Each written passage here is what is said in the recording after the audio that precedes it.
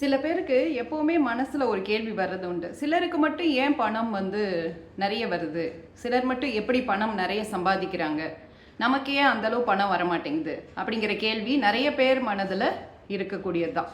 சரி, அதற்கான காரணத்தை, ஜோதிட ரீதியான காரணத்தை நம்ம பார்க்க இருக்கிறோம். ஜோதிடத்தில் பணம் அப்படின்னு சொன்னாலே உங்களுக்கு 2ஆம் பாவகம் மற்றும் 11ஆம் பாவகம், இந்த 2 பாவகங்களும் பணத்தை குறிக்கக்கூடிய பாவகம். அதாவது 2ங்கிறது உங்களுடைய வருமானம், சேமிப்பு, இதெல்லாத்தையும் குறிக்கும்.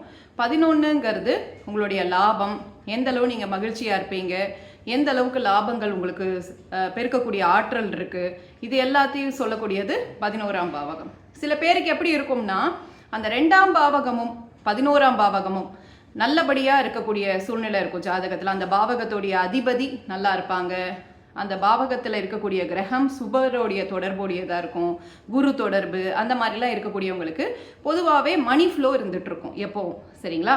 அதுலேயும் அவங்களுக்கு சாதகமான தசா புக்தி, நல்ல சுபருடைய தசை புக்தி இந்த மாதிரிலாம் இருந்ததுன்னா நல்லாவே பணம் வரும் அந்த சமயத்தில். ஸோ இதெல்லாம் நம்ம ஜாதகத்தில் இருக்கா அப்படிங்கிறத நம்ம பார்த்துட்டு அப்புறமா நம்ம அவங்களுக்கு வருதே நமக்கு வரலேங்கிறத பற்றி நம்ம கவலைப்படலாம். ஸோ நம்ம ஜாதகத்தில் இருக்காங்கிறத எப்படி பார்க்கறதுன்னா, நான் சொன்ன மாதிரி தான் 2ஆம் பாவகம் அதோடைய அதிபதி எங்கே இருக்கிறாங்க, அதே மாதிரி 11ஆம் பாவகம் அதோடைய அதிபதி எங்கே இருக்காங்க, சுபர் தொடர்பு இருக்கா, பார்வை இருக்கா, சேர்க்கை இருக்கா, இது எல்லாத்தையும் செக் பண்ணி அந்த பாவகத்தோட வலிமையை வச்சு நம்ம டிசைட் பண்ணிவிட்டு அதுக்கப்புறமா நம்மளே புரிஞ்சுப்போம் நமக்கு எந்த அளவு வருமானம் வரும் அப்படிங்கிறத நம்ம புரிஞ்சுப்போம். அதே போல் முக்கியமாக நல்ல தசா புக்தி வரணும், அது நல்ல வருமானத்தை கொண்டு வரும். பொதுவாகவே பண வரவுக்கு மகாலட்சுமி வழிபாடு ரொம்ப நல்லது. வெள்ளிக்கிழமைகளில் நீங்கள் மகாலட்சுமி வழிபாடு பண்ணுறது பண வரவை கொஞ்சம் அதிகரிக்கும் அப்படின்னு நம்ம சாஸ்திரங்களில் சொல்லப்பட்டிருக்கு. ஸோ அதை நீங்கள் ட்ரை பண்ணி பார்க்கலாம்.